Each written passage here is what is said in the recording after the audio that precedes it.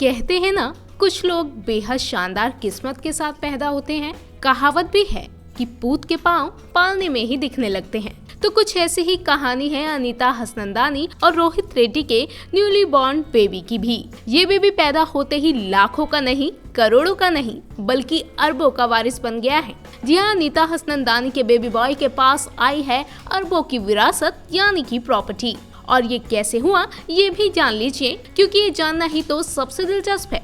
देखिए, पहली बात तो ये समझिए कि रोहित रेड्डी अपने खानदान के इकलौते वारिस हैं और उनके खानदान का पुश्तैनी बिजनेस पहले से ही काफी बड़ा है। रोहित रेड्डी का बिजनेस, उनका नया काम और फिर अनीता हसनंदानी का भी एक नया बिजनेस, ये सब कुछ मिला जुला कर एक ऐसी विशाल संपत्ति तैयार करता है जो उनकी न्यूली बॉर्न बेबी को अरबों का मालिक बना देता है। अब एक एक करके अनीता एंड रोहित की कमाई और विरासत की डिटेल को जरा आराम से समझते जाइए। पहली बात, रोहित रेड्डी का बिजनेस। आपको बता दें कि रोहित के खुद के गोवा में कई होटल्स हैं जिनसे रोहित को तगड़ी कमाई होती है। सिर्फ यही नहीं, बल्कि रोहित की करोड़ों की पुश्तैनी प्रॉपर्टी भी है जो गोवा में है, जो उन्हें करोड़पति बनाती है।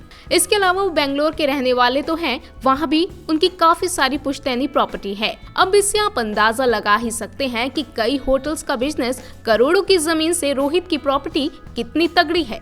दूसरी बात, अनीता और रोहित रेड्डी का कंबाइंड वेंचर है द बैग टॉक।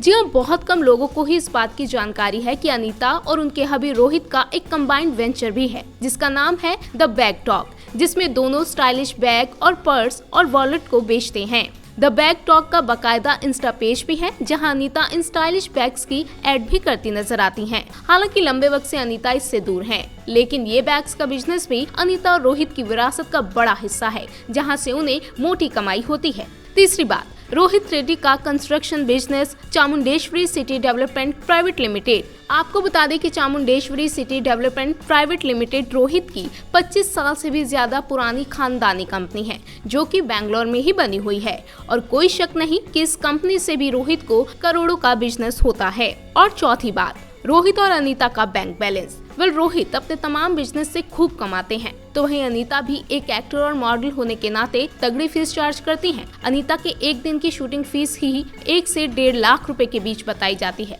ऐसे में साफ है कि दोनों का बैंक बैलेंस भी काफी ज्यादा होगा, जो डेफिनेटली अब उनके बेटी की विरासत का हिस्सा ही बनेंगे। अब रोहित और अनीता के इतने बिजनेस के बारे में जानकर आप भी यही बोलेंगे ना कि भाई अनीता का बेटा तो वाकई करोड़पति नहीं बल्कि अरबपति है।